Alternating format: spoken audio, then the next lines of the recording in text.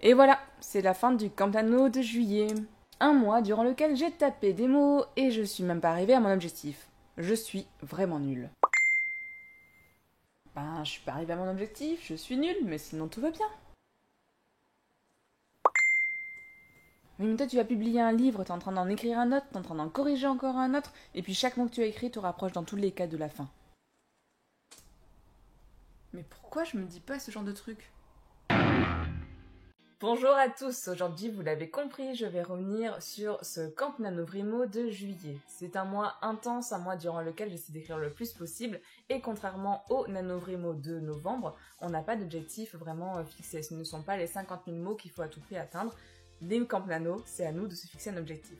Moi, je m'étais dit que, comme j'ai déjà fait un anneau, je vais essayer de faire la moitié d'un anneau, donc 25 000 mots sur le mois. Vous l'avez compris, je n'ai pas réussi, j'ai écrit seulement 15 000 mots, mais je travaille un peu sur la bienveillance envers soi-même et c'est pour ça que je me dis que ça peut être sympa quand même de faire cette vidéo, histoire de faire un petit bilan et d'essayer d'en tirer des choses positives, que j'arrête de voir tout en négatif. Ce que va m'apporter le Camp Nano, ce que m'a apporté le Nanovrimo aussi, c'est de me prouver que je suis capable d'écrire de façon régulière et de pouvoir ainsi avancer dans mon histoire. Ça a été le cas ce mois-ci, même si je n'écris que 15 000 mots et non pas les 25 000 que je m'étais fixé, au final j'ai quand même bien avancé dans l'histoire, et ce qui est pas mal c'est que Timo, donc, qui lisait l'histoire au fur et à mesure que je l'écrivais, me faisait des super retours à chaque fois, me demandait aussi de modifier des choses de temps en temps, mais aussi me disait « Ah mais en fait t'as vachement avancé, je pensais ne pas en avoir pour longtemps, d'avoir un ou deux paragraphes, et en fait, j'ai appris plein de nouvelles choses et c'était vachement bien. » C'est vrai que quand on est plongé dans l'écrit, dans son histoire, on a un peu, enfin moi en tout cas, j'ai l'impression de ne pas forcément avancer aussi vite que je le voudrais, de ne pas réussir à aller à atteindre tout simplement mes objectifs journaliers, et le fait d'avoir des retours, d'avoir quelqu'un qui attend aussi la suite, c'est vachement motivant. Donc je vous encourage à avoir ce genre de personnes auprès de vous si jamais c'est votre cas. Au départ, en fait, mon objectif du nano, c'était vraiment d'atteindre ces 25 000 mots. Quand je me fixe ce genre d'objectif, comme quand je l'ai fait pour la Nanovrimo par exemple, j'aménage mon emploi du temps et j'essaie d'écrire le matin, le midi, le soir, enfin bref, dès que j'ai un moment de libre, j'écris et c'est un peu comme un sprint, donc c'est vraiment j'écris à fond. Le but c'est d'atteindre mon quota de mots par jour, d'atteindre mon quota de mots par semaine, et comme ça, à la fin du mois, j'ai atteint mon objectif et je suis contente. Ce ne fut pas le cas ce mois-ci. Mais en même temps, si j'essaie de voir le côté positif, je peux me dire que c'est pas mal parce que je n'ai pas aménagé mon emploi du temps comme j'ai pu le faire la première fois en novembre.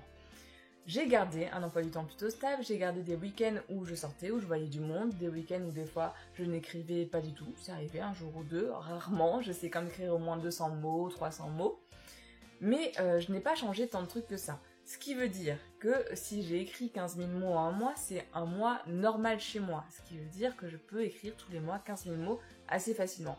Et ça, c'est quand même plutôt pas mal, non? En fait, avec ce genre de challenge, donc les nanovrimo, les camps nano, on est obligé de quantifier le nombre de mots qu'on va écrire par jour, et on va faire des petites sommes toutes les semaines, et à la fin du mois, on va voir ce que ça a donné. Et c'est comme ça qu'on se rend compte que c'est réellement en écrivant régulièrement qu'on arrive à avancer. Alors je sais qu'il y en a qui n'aiment pas trop cette expression, qui n'aiment pas dire qu'il faut écrire chaque jour absolument, et c'est vrai, il y en a des fois aussi besoin de se reposer, et il n'y a aucun souci pour cela, mais c'est bien aussi en fait de se rendre compte que même si j'ai écrit que 200 mots hier, 300 mots aujourd'hui, au final ça me fait quand même 500 mots, ce qui est pas mal. Donc il faut continuer à prendre ces bonnes habitudes, et je pense que je vais continuer à prendre mon ordinateur avec moi quand je vais au travail, et comme ça si le midi j'ai une petite pause repas où je peux me permettre d'écrire, je le ferai. Et voilà, prendre des petits réflexes comme ça.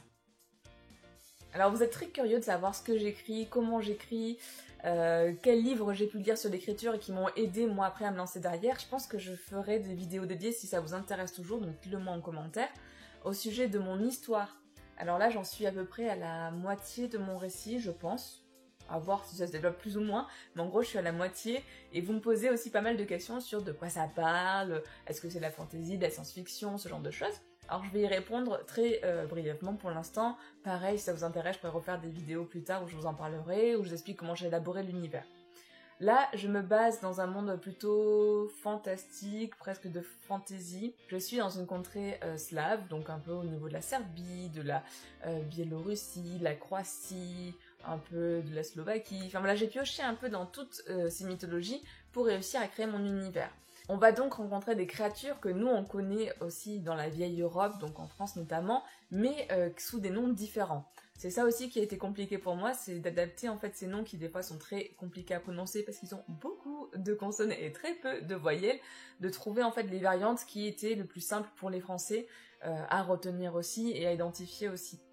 J'ai mélangé un peu tout ça, j'ai mis un peu une Baba Yaga qui est en fait une guérisseuse dans mon récit à moi, elle est plutôt gentille et c'est pas le croque-mitaine qu'on peut connaître.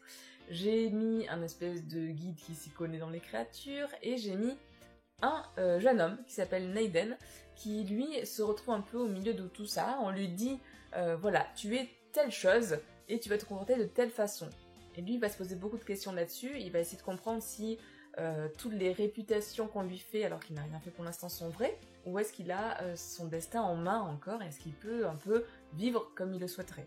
Et donc concernant la suite, qu'est-ce qu'on fait après un camp nano? Alors autant après le Nanovrimo, je vous avoue, j'étais assez crevée de cet effort, et c'était vraiment presque comme du sport quoi, c'est un sprint, on a tout donné, j'avais besoin de me reposer un peu derrière, malgré le fait qu'il y a plein d'idées d'écriture et de récits qui me sont venus en même temps.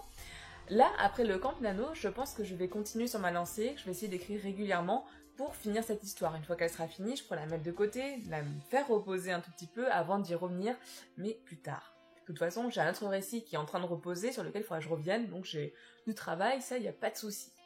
Tout ce qui concerne la réécriture, les relectures, je vous encourage à voir la vidéo de Karel, qui, elle, est dans cette phase, elle qui a un sacré pavé aussi à réécrire et à corriger.